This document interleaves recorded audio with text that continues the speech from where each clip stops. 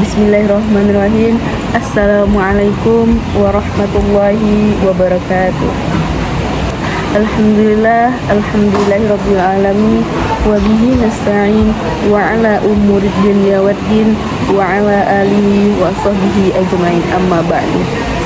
Saudara-saudara sekalian yang saya cintai, alhamdulillah atas izin Allah Subhanahu wa taala pada kesempatan ini kita masih diberikan kesempatan sehat jasmani dan rohani.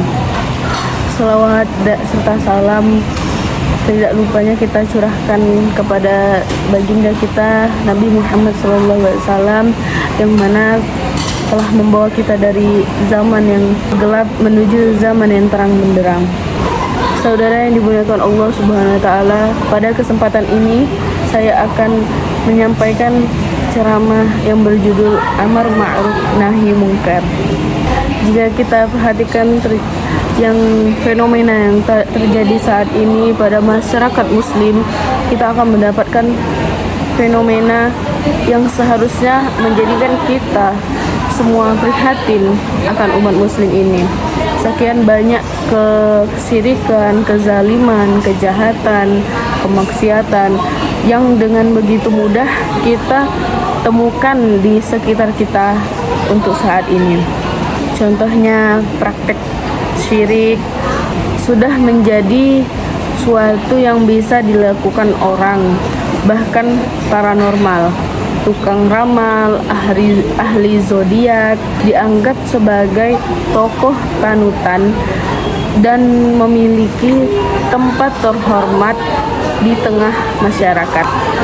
Contoh lain di antara kaum muslim sudah tidak bisa lagi menghargai nyawa seseorang, tidak bisa menghargai harta seseorang, bahkan tidak bisa menghargai kehormatan seseorang.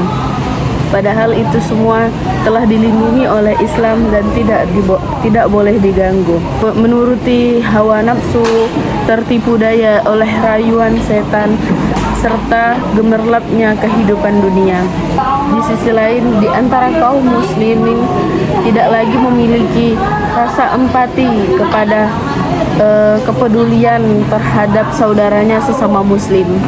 Tidak peduli dengan kejadian dan kondisi yang ada saat ini, sehingga segala bentuk kemungkaran tumbuh subur, dan sebaliknya segala bentuk kebaikan mulai terkikis dan asing di hadapan manusia. Orang-orang yang selalu konsisten dan menjalankan istiqomah, menjalankan agama dengan benar, itu menjadi asing di tengah masyarakat saat ini. Sikap keislaman yang baik terkesan batil, dan begitu juga sebaliknya.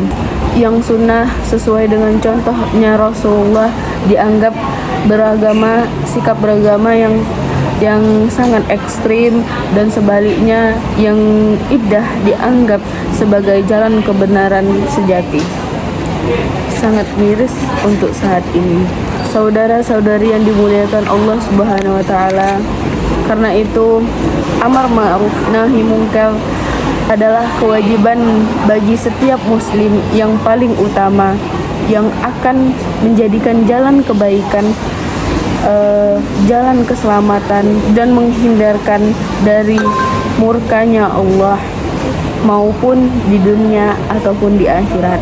Amar ma'ruf nahi mungkar harus berdiri tegak dalam segala skala sosial, individu, keluarga, masyarakat, nasional maupun internasional.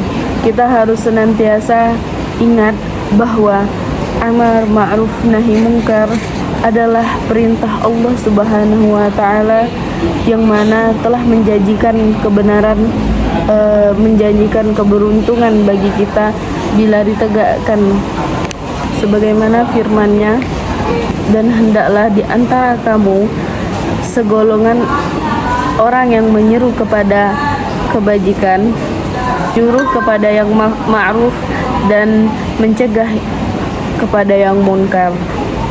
Merekalah orang-orang yang beruntung. Quran Surah Al-Imran ayat 104.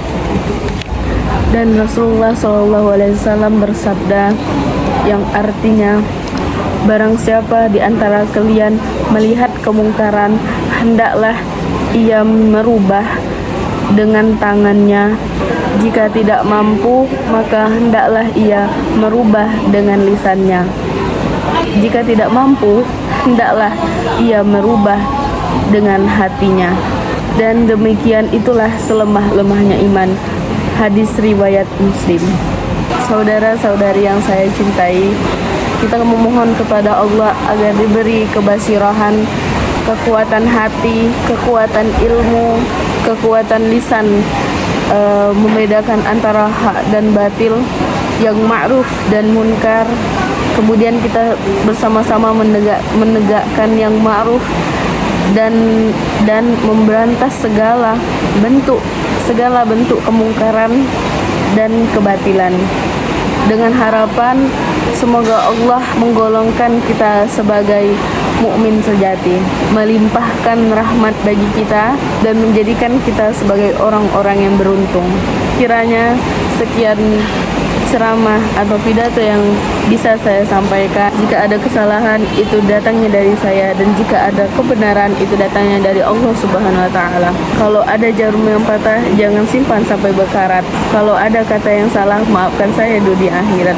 Wassalamualaikum warahmatullahi wabarakatuh.